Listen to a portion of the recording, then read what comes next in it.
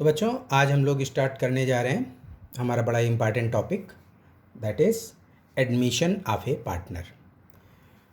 It is under reconstitution of a partnership firm, क्योंकि इसमें कोई एक फर्म में एक नया पार्टनर जब एडमिशन लेता है, एक कोई नया पार्टनर आता है तो उसके उस फर्म में क्या चेंजेस होते हैं, इसके अलावा क्या एक्टिविटीज़ होती हैं, नए पार्टनर क्या फ़र्म में लेकर के आता है, उसकी कैसे आप अकाउंटिंग एंट्रीज़ करोगे, फ़र्म के जो पार्टनरशिप का एग्रीमेंट है उसमें क्या क्या चेंजेस आएंगे, इन सब चीज़ों को आपको इसमें ध्यान से देखना है। और सबसे पहले इसमें जो एक्टिविटीज़ होंगी या जो प्रोसेस होगा, जो स्टेप्स हमको परफॉर्म करने होंगे, उन सब पे ध्यान देना होगा। तो इसके जो क्वेश्चंस को सॉल्व करने की जो स्टेप्स हैं वो आप और बढ़िया से समझोगे अगर उसके बेसिक्स को दिमाग में अच्छे से ले आए कि आखिर ये ऐसा एडमिशन क्यों किया जा रहा है, एडमिशन के टाइम पे हमारी फर्म में क्या क्या चेंजेस हो रहे हैं, वो चेंजेस क्यों हो रहे हैं, इसके अलावा जो भी हम अकाउंट्स बनाएंगे तो उन अकाउंट्स का क्या रेलिवेंस है पार्टनरशिप फर्म के लिए। तो इन सब चीज़ों को ध्यान में रखते हुए इन क्वेश्चंस को अपने अच्छे से सेटिस्फाई करिए और अकॉर्डिंगली उनको हमें अपनी बुक्स ऑफ अकाउंट में कैसे रिकॉर्ड करना होता है, इन चीज़ों को सीखिए। तो अभी ये हमारा इसका बेसिक जो इसके एस्पेक्ट्स हैं, बेसिक जो इसके कंसेप्ट्स दिए हुए हैं, इसका हम डिस्कशन करेंगे और आपको समझाएंगे कि ऐसा क्यों हो रहा है या क्या क्या चीज़ें फर्म में चेंज होंगी, और उसके बाद फिर इसके न्यूमेरिकल्स और स्टेप्स की बात आगे हम लोग करेंगे। तो चलें बच्चों, हम लोग स्टार्ट करते हैं और ये है हमारा admission of a partner. Admission of a partner, it comes under reconstitution of a partnership firm. Firm का जो भी रिकॉन्स्टिट्यूशन होता है या जिसको रिकॉन्स्टिट्यूशन कहते हैं, तो अब सबसे पहला ही क्वेश्चन कि आखिर reconstitution of a partnership firm कब कहेंगे, वो देखिए आप। एग्जिस्टिंग एग्रीमेंट में अगर कोई चेंज होता है और new agreement comes into existence, तो वो जो हमारा चेंज हुआ उसके जो रीजंस रहे, वो रीजंस फर्म का की जो पार्टनरशिप फर्म है इसका रिकॉन्स्टिट्यूशन कर देते हैं। तो आखिर what are the modes of reconstitution of a partnership firm, अगला क्वेश्चन तुरंत रेज होता है कि आखिर क्या वो तरीके हैं जिससे फर्म का पार्टनरशिप फर्म का रिकॉन्स्टिट्यूशन होता है। तो रिकॉन्स्टिट्यूशन देखिए आप, किन किन केसेस में हमारी जो एग्जिस्टिंग एग्रीमेंट है वो चेंज हो जाता है। देखिए, number 1, admission of a partner. जब किसी नए पार्टनर का फर्म में एडमिशन होता है तो आप ध्यान दीजिए, पुरानी पार्टनरशिप फर्म का जो एग्रीमेंट था वो चेंज होगा कि नहीं होगा। अब new agreement comes into existence, so reconstitution. Next देखिए, change in PSR, this is profit sharing ratio among partners. जो पार्टनर्स के बीच में मान लिया ABC 3 पार्टनर हैं और इनके बीच जो प्रॉफिट शेयरिंग रेशियो पहले इक्वल था, उसके बाद में इन लोगों ने ये अपना चेंज किया कि अब हम लोगों का फ्यूचर में प्रॉफिट शेयरिंग रेशियो 5:3:2 होगा। तो इनका जो एग्जिस्टिंग प्रॉफिट शेयरिंग रेशियो था वो चेंज हुआ, अकॉर्डिंगली इनके एग्रीमेंट में चेंज किया गया और हमारी रिकॉन्स्टिट्यूशन ऑफ पार्टनरशिप फर्म हो गया। अगर कोई एग्जिस्टिंग पार्टनर रिटायर करता है तो हमारा रिकॉन्स्टिट्यूशन होता है कि ABC थे, B due to old age, या B जो अब काम नहीं करना चाहता फर्म में, he is not capable of doing that in the business, so retirement ले लिया उसने, तो उस केस में भी हमारा reconstitution of a partnership firm हुआ। और इवन एक किसी पार्टनर की अगर डेथ हो जाती है उस केस में भी हमारा रिकॉन्स्टिट्यूशन ऑफ पार्टनरशिप फर्म हो जाता है। So these are the different modes जिसमें कि पार्टनरशिप फर्म का रिकॉन्स्टिट्यूशन होता है।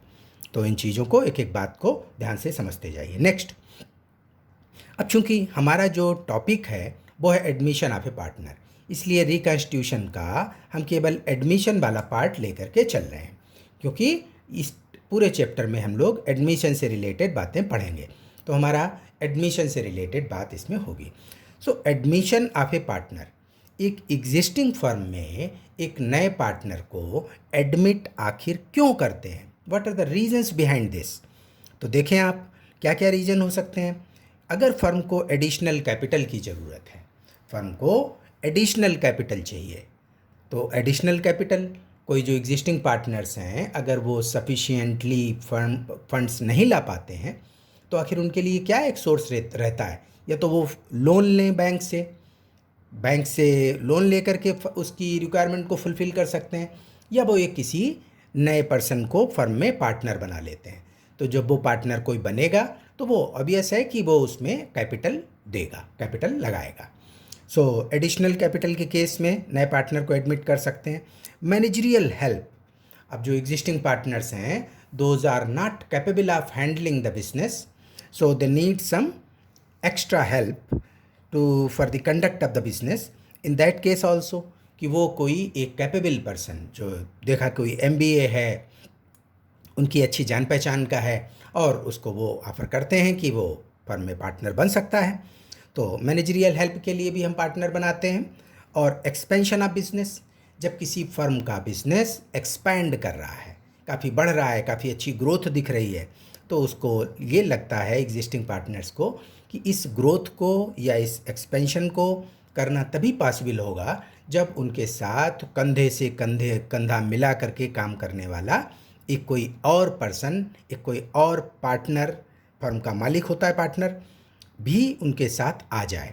तो वो कोई ऐसे एक अच्छे पर्सन का जो कि जिसकी अच्छी समझ होती है और उन लोगों का काफ़ी उस पर फेथ होता है, उसको फर्म में एज ए पार्टनर इनवाइट करते हैं और वो फर्म में एडमिट हो जाता है। So for expansion of the business new partners services are helpful.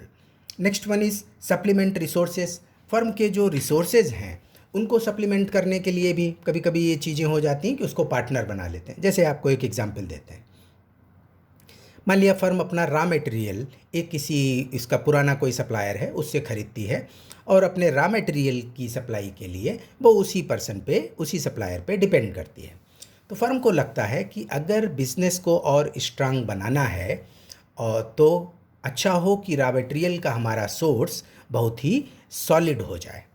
तो ये लोग उस सप्लायर को ऑफ़र करते हैं कि आपसे तो हमारी पिछले 10-20 साल से डीलिंग है और अगर आप चाहें तो हमारी फर्म में पार्टनर बन सकते हैं, तो आपको और प्रॉफिट मिलेंगे और हमारे लिए ये अच्छा होगा कि हमारे लिए एक अच्छा रॉ मटेरियल का रिसोर्स हमेशा के लिए हो जाएगा चूँकि आप हमारे पार्टनर बन जाएंगे फर्म में।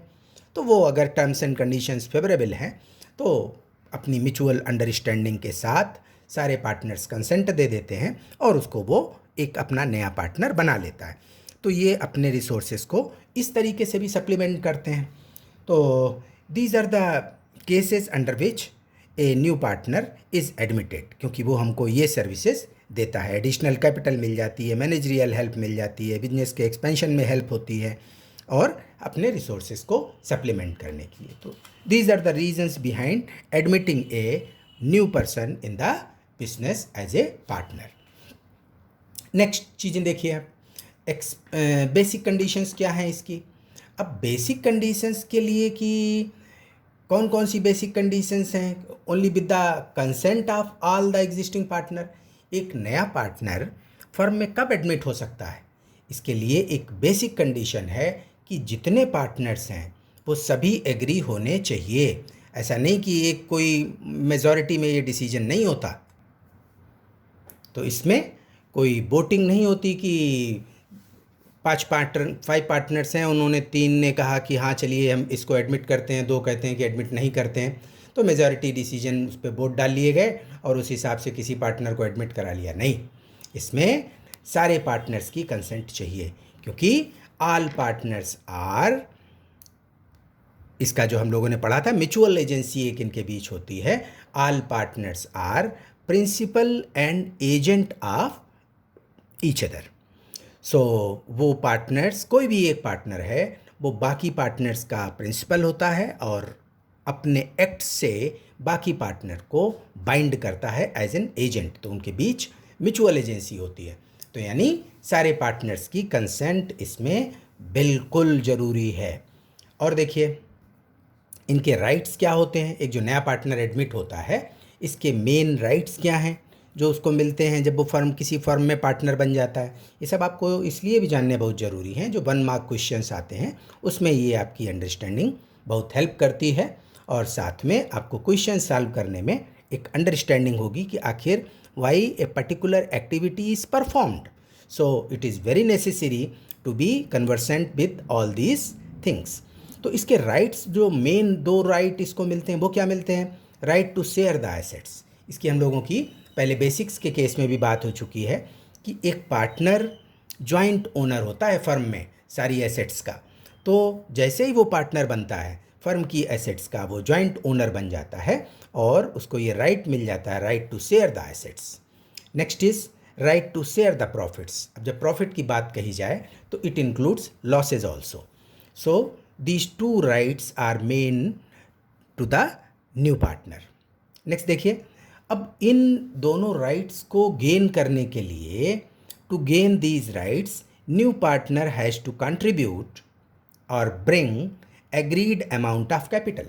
अब ये दोनों राइट उसको कोई मुफ्त में तो मिल नहीं जाएंगे, तो जब वो किसी फर्म में पार्टनर बनता है तो इन राइट्स को लेने के लिए उसे कुछ कंट्रीब्यूट करना होता है। और वो क्या कंट्रीब्यूट करता है? वो कैपिटल कंट्रीब्यूट करता है। और कैपिटल की अमाउंट आपस में ये लोग एग्री करते हैं कि भाई एक नए पार्टनर को कितनी कैपिटल इसमें देनी होगी, और दैट कैपिटल में बी इधर इन कैश और इन काइंड। काइंड का कि अब जैसे मान लिया उसका 5 लाख उसको कैपिटल लानी है, और वो 5 लाख का ये करता है कि 3 लाख रुपए कैश में दे देता है, और उसके पास एक अच्छी सी मोटर कार है जिसका वैल्यूएशन 2 लाख का होता है, और मोटर कार की भी फर्म में ज़रूरत है, तो वो 2 लाख की मोटर कार दे देता है। तो इस पर कोई फ़र्क नहीं पड़ता, दोनों ही उसकी कैपिटल में कंसिडर किए जाएंगे, whether the amount of capital is contributed in the form of cash और इन काइंड। तो दूसरा जो उसका काइंड है किसी भी एसेट के फॉर्म में हो सकता है। फिर देखिए, if firm's position is good and is earning more profits than the normal rate of return on its capital, the new partner is required to pay some additional amount, and that additional amount is known as premium for goodwill। और जो additional amount होती है ये कही जाती है goodwill। goodwill होती क्या है? goodwill is extra profit generating asset of the firm। अब आप गुडविल बोलते किसको हैं? गुडविल बोलते हैं फर्म की क्रेडिट वर्दीनेस को, फर्म की रेपुटेशन को, फर्म की मार्केट में क्या वैल्यू है, क्या स्टैंडिंग है, उसको लोग कैसे लेकर के चलते हैं, तो ये सब गुडविल। और goodwill is an intangible asset, और इसका वैल्यूएशन भी पार्टनरशिप के केस में किया जाता है। अब इसके वैल्यूएशन का पार्ट हम लोग आगे डिस्कस करेंगे, लेकिन आप गुडविल को समझ लें कि जब एक पार्टनर एडमिट होता है तो कैपिटल तो कंट्रीब्यूट करता ही है, और कैपिटल के साथ साथ अगर एक फर्म जिसमें कि वो एडमिट हुआ है वो बड़ी अच्छी प्रॉफिट मेकिंग फर्म है, तो हर कोई चाहता है ऐसी फर्म का पार्टनर बनना। अब चूँकि इसको ये अपॉर्चुनिटी मिली है उसका पार्टनर बनने का, तो वो उससे कुछ एक्स्ट्रा अमाउंट भी पे करनी पड़ती है, क्योंकि वो एक्स्ट्रा अर्निंग करेगा। अब जैसे इसने 5 लाख लगा दिया, इन्वेस्ट किया बिजनेस में, अब 5 लाख का नॉर्मल रेट ऑफ रिटर्न तो आप मान लीजिए 10%, तो 50,000 उसको अर्न होना चाहिए। लेकिन अगर फर्म की अर्निंग कैपेसिटी काफ़ी ज़्यादा है, वो 5 लाख इन्वेस्ट करके साल में 1 लाख रुपए प्रॉफिट अर्न कर रहा है, तो ऑब्वियस है कि इस एक्स्ट्रा अर्निंग कैपेसिटी के लिए या इस एक्स्ट्रा अर्निंग के लिए उसको इनिशियल स्टेज पे कुछ एक्स्ट्रा देना होता है, और that extra amount is a premium for goodwill. तो उसमें अपनी गुडविल का वो हिस्सा उसको देना होता है। So this is extra amount that is paid by a new partner other than the amount of capital contributed in the business। तो एक नया पार्टनर जब एडमिट होता है तो फर्म में वो क्या क्या देगा? एक तो कैपिटल देगा, दूसरा गुडविल में अपना हिस्से की अमाउंट पे करेगा, क्योंकि फर्म में गुडविल है, उसकी अच्छी रेपुटेशन है, फर्म की प्रॉफिट अर्निंग कैपेसिटी ज़्यादा है नॉर्मल रेट ऑफ रिटर्न से, तो उस केस में फर्म को कुछ एक्स्ट्रा पे करना होता है, दैट इज़ गुडविल। सो ये बात हुई हम लोगों की। आगे देखिए, what happens at the time of admission and how it is processed. अब आपको ये बात फिर दिमाग में लानी है कि आखिर जब एक पार्टनर एडमिट होता है फर्म में, तो आखिर फर्म में होता क्या है। देखिए क्या क्या चीज़ें होती हैं और उनको आपको कैसे सेटल करना है और कैसे वो चीज़ें बुक्स ऑफ अकाउंट में आगे लानी है। तो नंबर 1 क्या होता है? Change in profit sharing ratio. हम समझते हैं आप लोगों को बड़ा आसान है समझना, क्योंकि पहले पार्टनर थे 2, ए एंड बी, वो लोग 50-50 शेयर कर रहे थे। लेकिन जब सी एडमिट हुआ तो सी को भी तो कुछ प्रॉफिट का हिस्सा मिलेगा, तो ये प्रॉफिट का हिस्सा उसको कम मिल पाएगा। जब ए और बी अपने पास से अपने 50-50% से कुछ स्लाइस नए पार्टनर को देंगे, तो ए और बी जो अपने 50-50 पोर्शन से जो देते हैं, that is known as sacrifice.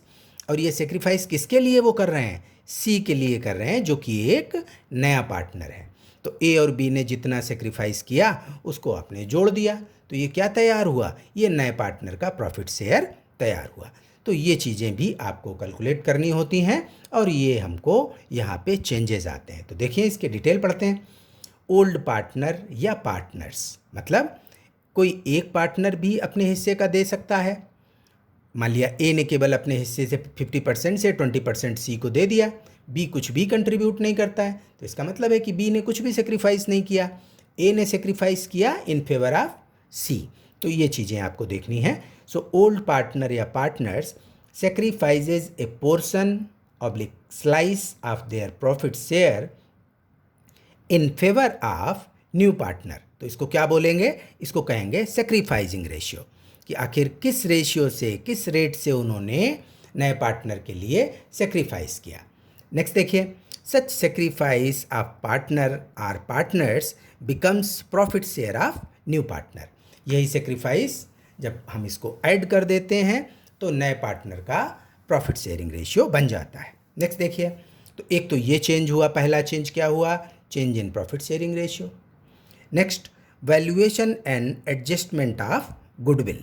तो वैल्यूएशन वाला पार्ट तो हम लोग अभी आगे इसको डिस्कस करेंगे, और एडजस्टमेंट ऑफ गुडविल जैसी हम लोगों की अभी पहले बात हुई कि नए पार्टनर को गुडविल में अपना हिस्सा पे करना होता है, because he is going to be entitled for extra profits of their capital invested in the business.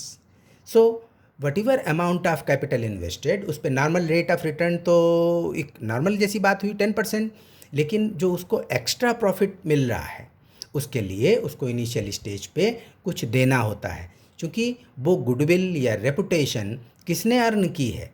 ए और बी ने अर्न की है अपनी मेहनत से, क्योंकि वो लोग पार्टनरशिप फर्म को लास्ट 20 ईयर्स से चला रहे थे। तो उन लोगों ने एक अच्छी रेपुटेशन जो अर्न की, उस रेपुटेशन की वजह से आज के डेट में वो लोग बहुत अच्छा प्रॉफिट अर्न कर रहे हैं। रीज़न, क्योंकि उनकी मार्केट में गुडविल है, उनकी क्रेडिट वर्दीनेस है, लोग उन पे भरोसा करते हैं, तो बाकी से ज़्यादा उनकी अच्छी सेल्स होती है, उन लोगों को क्रेडिट पे गुड्स की सप्लाई मिल जाती है। तो इन सब चीज़ों का इनको फाइनेंशियल बेनिफिट होता है। तो आखिर एक नए पार्टनर को आज की डेट से ही वो फाइनेंशियल बेनिफिट मिलने चालू हो गए, तो उसको कुछ कंट्रीब्यूट करना पड़ेगा उसके लिए। So that contribution is goodwill. तो गुडविल इंटेंजिबल एसेट होती है, इसका प्रॉपर वैल्यूएशन किया जाता है, और उस जो भी फर्म की गुडविल बनती है उसमें नया पार्टनर अपने हिस्से की अमाउंट पे करता है। So this is valued and adjusted. So goodwill is extra profit earning capacity of firm, इसका वैल्यूएशन करना होता है, and new partner page his share of goodwill. Next, फिर क्या होगा? अभी जैसे हम लोगों की बात हुई कि उसको एक राइट क्या मिलता है? ही becomes joint owner in the assets of the firm. तो फर्म की एसेट्स में वो जॉइंट ओनर बनेगा। तो जब वो फर्म की एसेट्स का जॉइंट ओनर बनने जा रहा है, तो होता क्या है कि उन एसेट्स का जो जिस डेट पे वो एंट्री कर रहा है फर्म में, उस डेट पे जो भी फर्म में एसेट्स होती हैं उनको आज की डेट में वैल्यू किया जाता है, कि आखिर आज उनकी वैल्यू उन एसेट्स की क्या है, क्योंकि उसी पे तो आप उसको जॉइंट ओनर बनाओगे, उसी वैल्यूएशन पे। क्योंकि इसमें रीज़न क्या है कि जो पहले की एसेट्स खरीदी गई हैं, मान लिया लैंड एंड बिल्डिंग है, अब आप इसको समझिए, लैंड एंड बिल्डिंग है, लैंड एंड बिल्डिंग उन लोगों ने 20 साल पहले परचेज़ की थी, तब वो खरीदी गई थी 2 लाख रुपए में। ठीक, आज की डेट में जो उसका वैल्यूएशन हुआ वो देखा गया है लैंड एंड बिल्डिंग की वैल्यू 20 लाख है। तो आज की डेट में उसका वैल्यूएशन कितना हुआ? 20 लाख। जबकि हमने खरीदी कितने की थी? उन ए और बी पार्टनर ने 2 लाख की। तो इसमें जो बेनिफिट हुआ, जो ये वैल्यूएशन हुआ, तो इस रिवैल्यूएशन पे लैंड एंड बिल्डिंग में 18 लाख का बेनिफिट हो रहा है। तो हम समझते हैं, इसको आप ध्यान से समझें कि ये 18 लाख का जो प्रॉफिट है it belongs to old partners, not to new one. So assets are revalued and liabilities are reassessed at the time of admission of a new partner। तो एसेट्स का वैल्यूएशन तो आप इसलिए करते हैं क्योंकि भाई जो इसके बेनिफिट्स हैं या मान लिया लॉसेज हैं, ये आज की डेट में ओल्ड पार्टनर्स को बिलोंग करते हैं। तो ये सब कुछ ओल्ड पार्टनर्स को जाना चाहिए, और जो एक नया वैल्यूएशन होकर के हमारी एसेट्स आई हैं, इनमें अब न्यू पार्टनर का जॉइंट ओनरशिप बनेगी। लाइकवाइज लाइबिलिटीज़ होती हैं, तो चूँकि एक नया पार्टनर जॉइंट ओनर होता है एसेट्स का, लाइकवाइज वो लाइबिल होता है फर्म की लाइबिलिटीज़ के लिए जॉइंटली एंड सेवरली। क्योंकि हम लोगों की ये बात हो चुकी, बेसिक कंसेप्ट जब डिस्कस किए गए थे चैप्टर फर्स्ट के। क्योंकि एक न्यू पार्टनर की लाइबिलिटी कैसी होती है, पहली बात तो पार्टनर्स की लाइबिलिटी कैसी, दैट इज़ अनलिमिटेड लाइबिलिटी, और partners are jointly as well as severally liable for the liabilities of the firm. तो अब जब उसको आप आज की डेट में वो एंट्री कर रहा है, फर्म में एडमिट हो रहा है, और उसको आप लाइबिलिटीज़ के लिए लाइबिल भी बना रहे हो, तो वो चाहता है कि भाई इन लाइबिलिटीज़ का रीअसेसमेंट कर दिया जाए कि आखिर आज की डेट में लाइबिलिटीज़ का स्टेटस क्या है। ये ना हो वो आज आया और आज ही लाइबिलिटीज़ की पोजीशन बहुत बढ़ गई, तो वो देख सकता है कि आखिर इतनी ज़्यादा हम लाइबिलिटीज़ लेकर के चलेंगे और उसमें उसकी भी रिस्पॉन्सिबिलिटी है उसको पे करने के लिए। तो वो उन चीज़ों को देख सकता है, समझ सकता है अपने स्टेटस को कि वो जॉइंट ओनर बन रहा है तो कितनी एसेट्स का जॉइंट ओनर बन रहा है, उनका वैल्यूएशन क्या है, और अगर वो लाइबिल बनाया जा रहा है लाइबिलिटीज़ के लिए तो आखिर उसकी लाइबिलिटीज़ का स्टेटस क्या होगा। तो इन सब के लिए हमें रीवैल्यू करना होता है एसेट्स को और रीअसेस करना होता है लाइबिलिटीज़ को at the time of admission of the partner.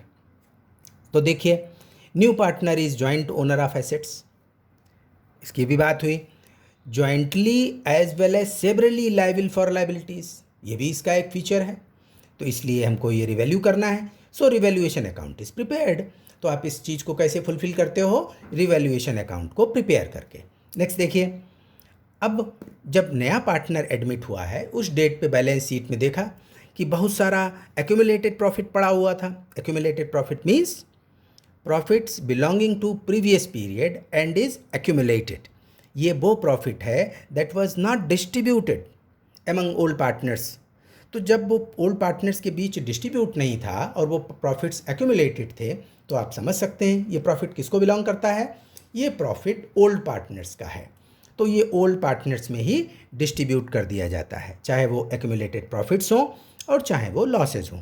Accumulated profit firm में किस तरीके से लिखे होते हैं, ये लिखे होते हैं as a reserve fund, general reserve, free reserves. तो जितने हमारे फ्री रिज़र्व्स हैं, वर्कमैन कंपनसेशन का पड़ा हुआ है और उसके अगेंस्ट में कोई लायबिलिटी नहीं है, तो इस तरीके से जो भी हमारे रिज़र्व्स हैं वो एक्यूमुलेटेड प्रॉफिट्स हैं। इसमें प्रॉफिट लॉस का क्रेडिट बैलेंस भी होता है, ये भी आपकी बैलेंस शीट में लायबिलिटी साइड दिखता है।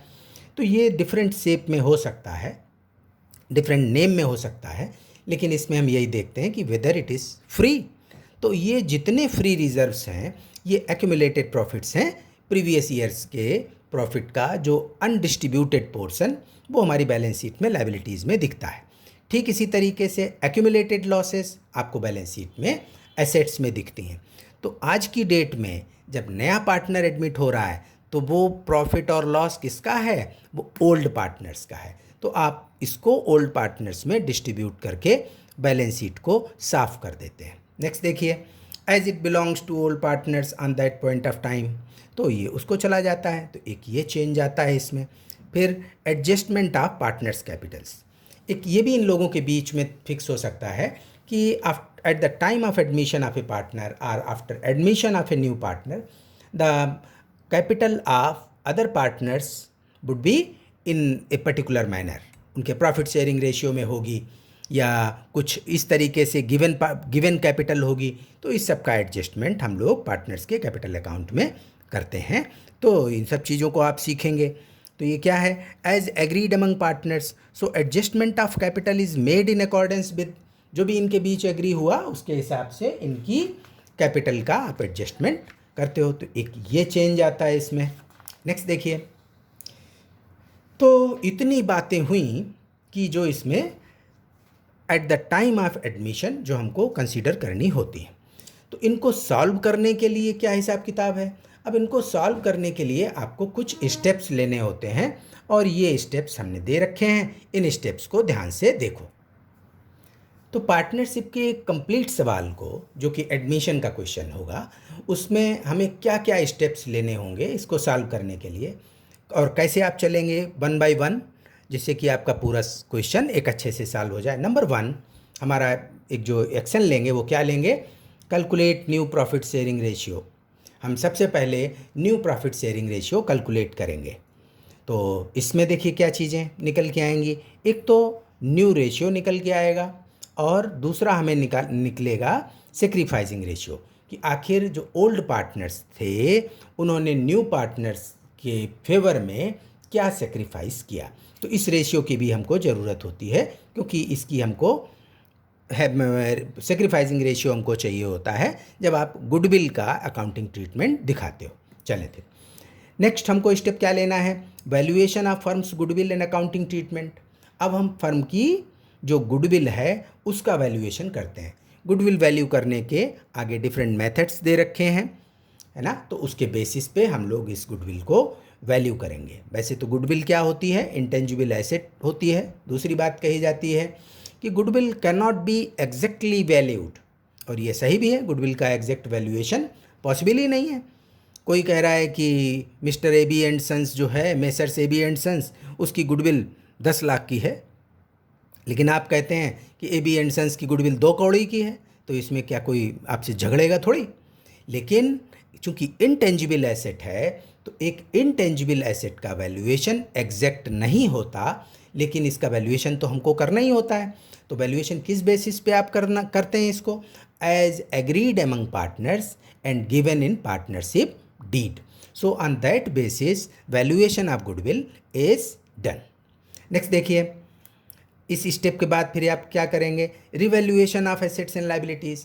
अब हमें एसेट्स और लायबिलिटीज़ का रिवैल्यूएशन करना है, तो इसके लिए हम क्या बनाते हैं, रिवैल्यूएशन अकाउंट बनाते हैं।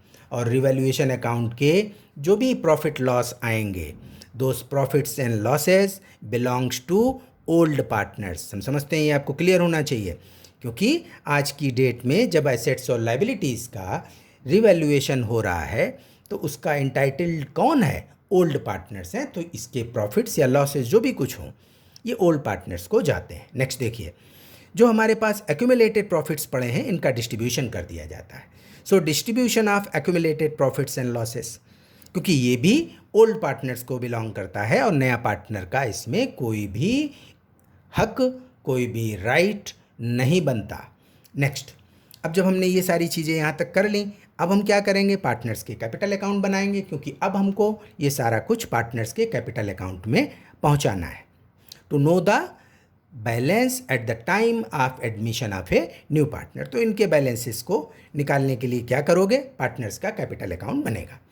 फिर कैलकुलेट न्यू कैश बैलेंस। अब ये न्यू कैश बैलेंस, चूँकि हमारी कैश बैलेंस में कुछ चेंजेस आते हैं। देखें आप किस वजह से चेंज आते हैं।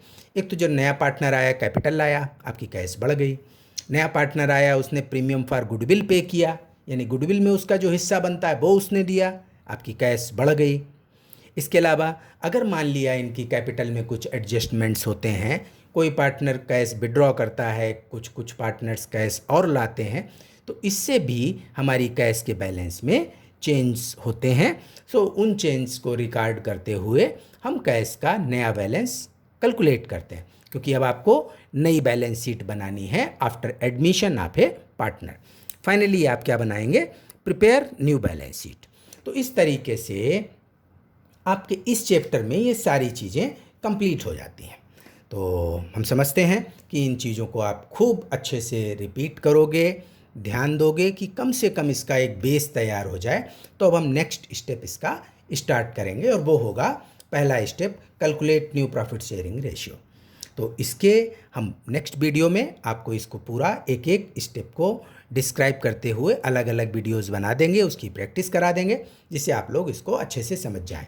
लेकिन यहाँ तक की बातें ये सब बहुत ध्यान से पढ़ोगे। इसके नोट्स बनाना चाहो तो आप लोग नोट्स बना सकते हैं इसको पॉज करके, जिससे कि आपके पास एक अपना रजिस्टर भी तैयार हो जाएगा और इन चीज़ों को रिपीट करने के लिए आपके पास सफिशिएंट मटेरियल होगा।